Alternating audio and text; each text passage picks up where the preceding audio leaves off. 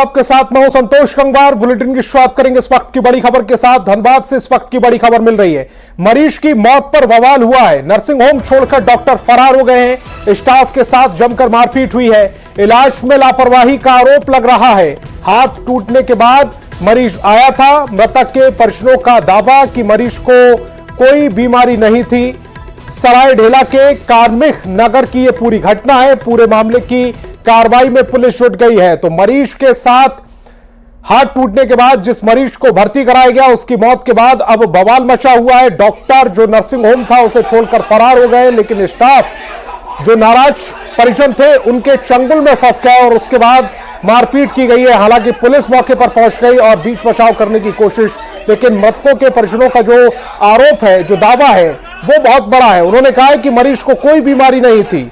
सरायढेला के कार्मिक नगर की यह पूरी घटना है। पूरे मामले में पुलिस जांच में जुट गई है। दो तस्वीरें इस समय आपकी टेलीविजन स्क्रीन पर। दूसरी तस्वीर जिसमें मारपीट साफ तौर पर देखी जा सकती है। पहली तस्वीर जिसमें जिस व्यक्ति का हाथ टूटा हुआ था, अचानक से उसकी मौत के बाद लोग गुस्से में हैं, परिजन गुस्से में हैं और उसके बाद से दूसरी तस्वीर में उसका गुस्से का इजहार करते हुए लोग नजर आ रहे हैं जब स्टाफ के साथ मारपीट की गई है। हालांकि डॉक्टरों ने मौका देखा और फरार हो गए, लेकिन स्टाफ फंस गया है जिनके साथ बुरी तरह से मारपीट की गई है। बहुत बार पूछे, सबको बोला चल रहा फिर 5 बजे या 5:10-20 में भैया को बुलाया अंदर, बोला ओटी में बुला रहे आपको। नहीं, आपका बाबा ठीक नहीं है। क्या बीमारी लेकर आप लोग एडमिट किए थे? हाथ टूटा था, सिर्फ हाथ टूटा था ना, कुछ नहीं बीमारी था, कुछ भी नहीं, सिर्फ हाथ टूटा था। बाथरूम में गिर के हाथ यहाँ टूट गया था। बोला कि हम लोग बार बार पूछते कि ऑपरेशन हो, बोला हाँ हो रहा चल रहा। लास्ट में हमको 5-5:30 बजे के आसपास बुलाया, बोला कि आपका पिताजी का क्रिटिकल हो गया, हम लोग से नहीं हो रहा है तो आप बाहर ले जाइए। आप लोग खून नहीं लाए, हम लोग खून आप जाके लैब में पूछिए, हम लोग आपको सुबह खून दे दिए। जब बोले तो खून के कमी से मर गया, हमारा वही बोल ही नहीं रहा, बोला कि बाहर ले जाइए। तो जब हम लोग हल्ला करने लगे तो लोग पीछे से भाग गया, डेड बॉडी बाहर छोड़ के। हमने जब यहाँ आया तो यहाँ देख रहे हैं डॉक्टर भी नहीं है कोई, और ये लोग का जो सेवक है वो लोग खड़ा है यहाँ। हमने ये लोग का बताया कि आप लोग लिख के दीजिए, इसको कार्रवाई करेंगे। ऐसे जांच हो रहा है और भारी को सूचना दी है। परिजन क्या डिमांड कर, परिजन बुला रहे हैं डॉक्टर को बुलाएंगे।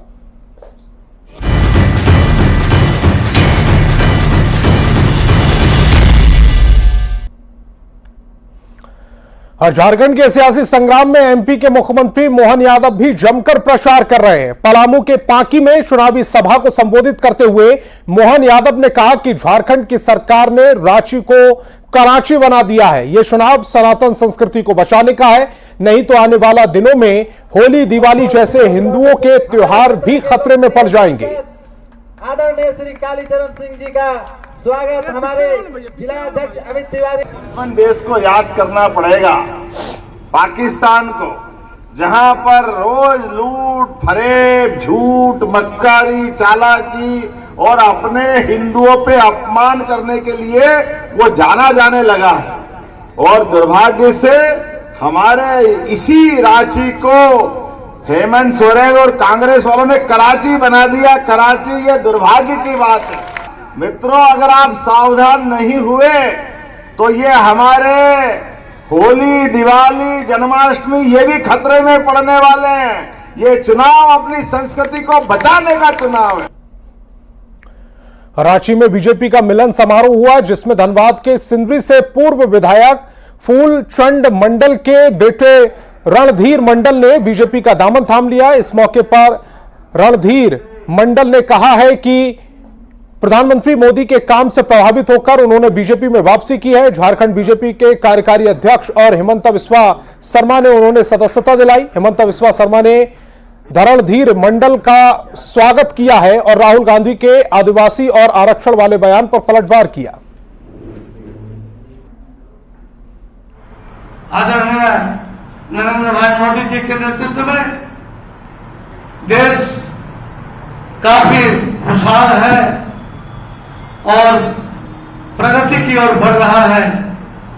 उसको देखते हुए मैं आज पुनः घर वापसी कर रहा हूं और मुझे बहुत ही सुखद आनंद मिल रहा है। हमारा पार्टी में मिलन हुआ और उनका योगदान से सिमरी विधानसभा में हमारा जीतना लगभग फाइनल हो चुका है। शैलेंद्र मंडल जी भी पार्टी में योगदान किया है, दोनों की मैं स्वागत करता हूं। हम आदिवासियों को आदिवासी मानते हैं और भारतीय जनता पार्टी हमारे नेता हमारा भाषण में या शब्दकोश में हमारा यहाँ आदिवासी का ही प्रयोग होते हैं। राहुल गांधी जी ने जो बात बताने का कोशिश कर रहे हैं उनसे ही पता चलता है कि पहले वो देश का ओबीसी समाज को बांटने का कोशिश किया, अभी आदिवासी समाज को भी वो बांटने का कोशिश कर रहे हैं।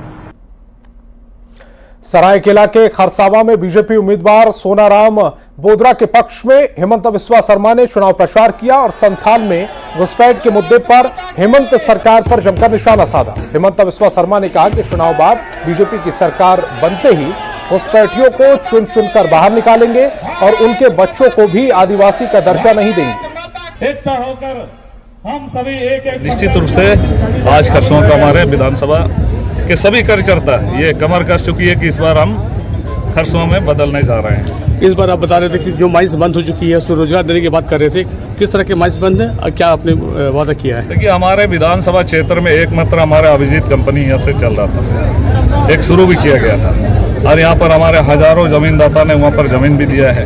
बीजेपी सरकार बनेगा तो हमने ये वादा करके रखा हो कि पूरा झारखंड से कानून का रास्ता से हम घुसपैठियों को चुन चुन करके बाहर निकाल फेंकूंगा, ये हमारा वादा। भाई और बहनों, आदिवासी बहनों को शादी करता है, उनका बेटा बेटी को भी हम आदिवासी नहीं मानेगा, उनको हम घुसपैठियों का बेटा बेटी मानेगा और उनको आदिवासी सर्टिफिकेट भी आगे जाके नहीं मिलेगा। और हजारीबाग विधानसभा सीट से बीजेपी उम्मीदवार प्रदीप प्रसाद और कांग्रेस के मुन्ना सिंह चुनावी मैदान में है। यहां 13 नवंबर को वोटिंग होनी है। चुनाव को लेकर जनता का क्या मूड है, इस पर लोगों से बात की न्यूज 18 संवाददाता गौरव झा ने।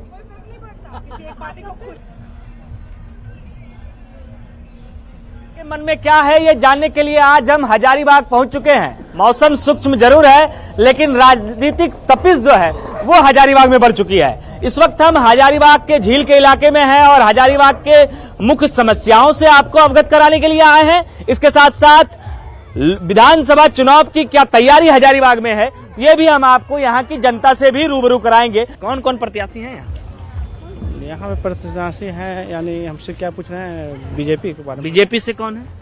बीजेपी से है प्रदीप प्रसाद। कांग्रेस से भी? कांग्रेस से है मुन्ना सिंह। मुन्ना सिंह, दोनों कैसे आदमी हैं? दोनों अच्छा आदमी है। चुनाव में किसका पड़ रहा है? चुनाव में भी कह नहीं सकता है, पैसा वैसा बढ़ रहा है, बोल रहा है चुनाव में बहुत पैसा बढ़ता है। पैसा से नहीं बढ़ रहा है। और हमको लग रहा है कि युवा जो है हजारीबाग का वो युवा नेता को चाहता है। युवा नेता चाहता है, कुछ बदलाव चाहता है। क्या दिक्कत, मुख्य परेशानी क्या है हजारीबाग की?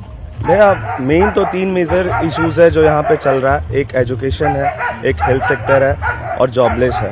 यहाँ पे इस पे कोई 10 साल से बीजेपी भी थी तो कुछ काम नहीं किया। अभी युवा नेता जो हम लोग सोच रहे कि कोई एक्टिव हो जो हम लोगों के लिए फाइट कोई एक्टिव हो। एक नौजवान हमारे साथ हैं और भाजपा के बागी हैं आप जी। काहे नाराज हो गए भाजपा से? हेमंत बिस्वा शर्मा तो सबको मना रहे थे। देखिए, बागी बोलना गलत होगा, हमारा बोलना है कोई भी लीडर रहता है उसके समर्थक, उसके जो फॉलोअर्स होते हैं, उसके जो कार्यकर्ता हो, उससे कोई लीडर बनता है। अगर हमारे समर्थक, हमारे कार्यकर्ता, हमारे फॉलोअर्स ने ये माना कि हम लोग को चुनाव में आना चाहिए। देखो, ऐसी बात नहीं है। एक गधे के गर्दन में एक पट्टा बांध के भेज दिया जाएगा तो सनातनी उसी को वोट देंगे। सनातनी किसके साथ? सनातनी भाजपा के साथ, जो हिंदू धर्म का रक्षा कर रहा है। ये चाचा को पूछिए इनके घर में रोजगार का क्या माहौल है? रोजगार का क्या मेरे पास भगवान ने तो वहाँ दिया, किस सरकार ने रोजगार दिया हमें? आज तक किस सरकार ने रोजगार दिया? देखिए, इससे पहले भाजपा की सरकार थे, फिर जेएमएम कांग्रेस की सरकार आई, उसमें कुछ भी नहीं हो पाया। देखिए, ये बताइए कि हजारीबाग का मुख्य मुद्दा क्या है? स्थानीय कुछ मुद्दा नहीं, अस्थायी मुद्दा क्या रहेगा? बोलिए, सब लोग कमाते खाते हैं, सब पढ़ते लिखते हैं। चाचा को हम थोड़ा कुछ कहना चाहते हैं। चाचा एक बात बता रहे हैं, 2016 से एक सचिवालय का भर्ती से हम लोग पीड़ित है। 2016 से आज 24 हो गया, अभी तक सचिवालय का भर्ती कंप्लीट नहीं हुआ। मैं बोल रहा हूँ कि भ्रष्टाचार बंद हो, ईमानदार तो लाना चाहते हैं नया कैंडिडेट, कोई भी आएगा नया कैंडिडेट आना चाहिए, क्योंकि परिवर्तन स्टूडेंट को जो ध्यान देगा उसको ज्यादा। विद्यार्थियों की क्या तकलीफ है? झारखंड में बेरोजगार के सबसे ज्यादा मुद्दा यहाँ पेपर लीक है। तो मोदी के राज में वो दिखा है, हम लोग सेफ, महिलाएं खुद को सुरक्षित महसूस करती हैं। बिल्कुल, हमारा इंडिया सेफ है, भारत सेफ है, सुरक्षित है, डर नहीं लगता। लेकिन युवाओं की रोजगार का एक समस्या है मैडम, बच्चे बड़े हो रहे हैं, नौकरी नहीं मिल रही है, पढ़ना पड़ता है उसके लिए। हजारीबाग की जनता की राय हमने आपको बताई है कि हजारीबाग का मुख्य मुद्दा क्या है, हजारीबाग की महिलाएं क्या कहती हैं, हजारीबाग के नौजवानों के मन में क्या सवाल है, और इन सवालों के साथ इस बार के विधानसभा चुनाव में क्या रिजल्ट होगा। कैमरा पर्सन संजीव तिवारी के साथ गौरव झा, न्यूज़ 18 हजारीबाग। और डाल्टनगंज सीट पर इस बार मुकाबला फिर एक बार दिलचस्प होने जा रहा है। ये एक ऐसी सीट है जहां बीजेपी और कांग्रेस के बीच सीधा मुकाबला होता है। बीजेपी के वर्तमान विधायक और उम्मीदवार आलोक चौरसिया के अनुसार डाल्टनगंज में मेडिकल कॉलेज, इंजीनियरिंग कॉलेज से लेकर गांव-गांव तक बिजली पहुंचाने में वो सफल रहे हैं। आलोक चौरसिया कहते हैं कि पहले भी 2 बार कांग्रेस के उम्मीदवार को चुनावी पटकनी दे चुके हैं और इस बार भी देंगे। डाल्टनगंज में बहुत अच्छे कार्य हुए हैं। मेडिकल कॉलेज बना, इंजीनियरिंग कॉलेज बना, नीलांबर पीताम्बर यूनिवर्सिटी के मांग बहुत वर्षों से था, वो बना, सड़कें बनी, गांव घर तक बिजली पहुंचा, और कुछ ऐसे कार्य बचे हुए हैं जिसे हम लोग पूर्ण करने का पूरा प्रयास करेंगे। हमारी सरकार बन रही है, सरकार बनते ही अपने विधानसभा के जो मुद्दाएं होंगे उस मुद्दाओं के अनुरूप हम लोग काम करने के काम करेंगे। तो आप अपने से देख रहे हैं कि लगातार 2 बार भारतीय जनता पार्टी हम लोगों ने उनको पटकने के काम किया है, तो आप समझ सकते हैं कि इस बार भी डाल्टनगंज में कमल खिलेगा। और बरही में इस बार दिलचस्प मुकाबला देखने को मिल रहा है। इस कांग्रेस से विधायक रहे उमाशंकर अकेला ने सपा के टिकट पर चुनाव में उतरकर लड़ाई को त्रिकोणीय बना दिया है। उमाशंकर अकेला का दावा है कि उनके काम के आधार पर जनता वोट करेगी, जबकि बीजेपी से चुनाव मैदान में उतरे मनोज यादव का दावा है कि उमाशंकर अकेला का कोई काम क्षेत्र में नहीं दिखता है और जनता इस बार परिवर्तन का मूड बना रही है।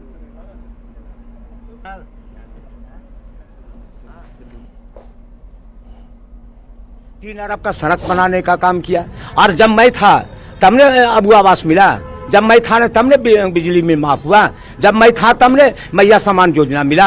हम नहीं रहते तो काहे सरकार नहीं बनती, हम थे तब, और मेरे कारण से ही है। और हम लोगों ने कड़ा विरोध किया था, बिजली माफ करो, हमने करवाया। देखिए, अभी तो सबसे बहुत महत्वपूर्ण मुद्दा कि हेमंत सोरेन की जो सरकार थी एकदम भ्रष्टाचार के दलदल में फंसी थी, आम जन जीवन प्रभावित था उससे, हर कोई परेशान है, आम जन परेशान है, झारखंड का आम जन परेशान है, और यही सबसे बड़ा मुद्दा है। वर्तमान विधायक तो कहते हैं कि उन्होंने बहुत सारे काम किए और उसी काम करने की वजह से एक बार फिर से, भले ही कांग्रेस ने उनको टिकट नहीं दिया, सपा के टिकट से चुनाव लड़ेंगे लेकिन जीतेंगे। अब वो काम किए क्या किए तो हम लोग को तो नहीं दिखाई पड़ता है, वो खुद बोल रहे हैं तो हो सकता है किए हों, लेकिन हम लोग को ऐसा कुछ दिखाई नहीं पड़ रहा है।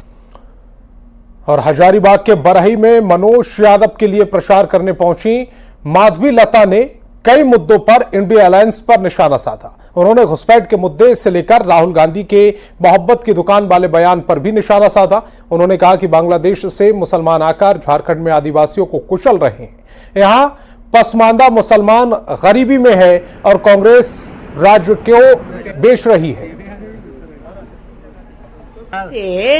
कौन से अपने आकर यहाँ के अपने स्वयं खुद के आदिवासियों के जीवन कुचल रहे हैं, वो तो मुगल ही तो है। मुसलमान जो बांग्लादेश से आते कि अपने हैं क्या ये? दो टर्म से 10 सालों से जो कांग्रेस की यहाँ पर राज चल रही है, बताइए तो सही, अपने घर के लड़कियां निकल जा रहे हैं हाथ से, जिस प्रकार से यहाँ के आदिवासियों के हाथ से उनके जायदाद निकल जा रहा है, उनके हक निकल जा रहे हैं। 10 साल में ये प्रगति है झारखंड की, और हम कह रहे हैं ये आगे बढ़ना, तरक्की करना है। पूरा देश जहां जहां भाजपा सरकार है आगे निकल चुका है, जहां जहां कांग्रेस की सरकार है ये तो बेच डाले हैं देश को। अरे दूर तक क्यों भैया, जिस जगह से मैं स्वयं आती हूं क्या छिपा है हमारे जगह में। 50 सालों से MIM की राज चल रही है। हमारे खुद के मुसलमान पसमंदा भाई जो SC ST है जय भीम के नारे लगाते हैं, वहां MIM के छोटे शेरवानी बड़े शेरवानी। और बताइए तो सही, इतने गरीबी क्यों है हमारे पसमंदा मुसलमानों के पास। हम किसी को तोड़ते नहीं, सबका साथ सबका विकास का नारा लगाते हुए सबको घर देने के बाद कहते हैं, सबके घर के लड़कियों को पढ़ाने के बाद कहते हैं, हम स्वयं अपने हाथों से, हमने स्वयं अपना कृषि से मेहनत से लेके हुए पैसों से हम लोगों का मदद करते हैं। आज राहुल गांधी झारखंड के दौरे पर थे। राहुल गांधी ने कहा कि नफरत की बाजार में मोहब्बत की दुकान लगाएंगे। आज झारखंड में वो कह रहे हैं। हमने बहुत उनके दुकानें देख चुके हैं भाई साहब। जरा तेलंगाना में देखिए, मंदिर तोड़ने वाले दुकान लगाए उन्होंने। शमशाबाद में कल को हनुमान जी का मंदिर तोड़ा है उन्होंने। हमने स्वयं धरने पे 3 मंदिरों तोड़े तो हमको धरने पे बैठना पड़ा है।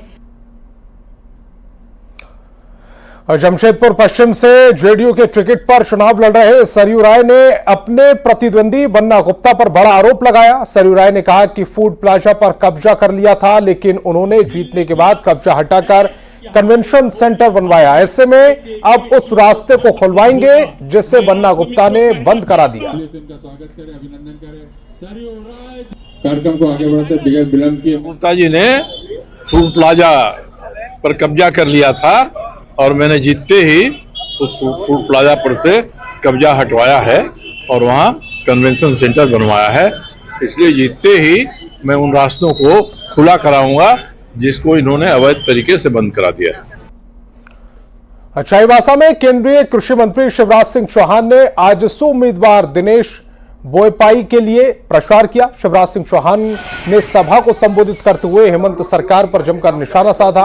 उन्होंने सोरेन परिवार और सांसद जोबा मांझी पर परिवारवाद का आरोप लगाया।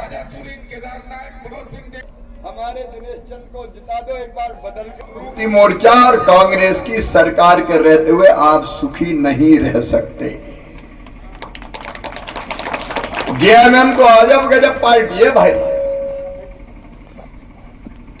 एक ही परिवार यहां चुनाव लड़ेगा, वहां भी एक ही, शिव सोरेन जी, हेमंत सोरेन जी, कल्पना सोरेन जी, और यहां भी मैंने सुना जोबा मांझी जी, उनके पतिदेव, उनका बेटा जी, और कुछ पैदा नहीं हुआ क्या लड़ने के लिए। तो इस बुलेटिन में फिलहाल इतना ही। आप देखते रहिए न्यूज़ 18 बिहार झारखंड।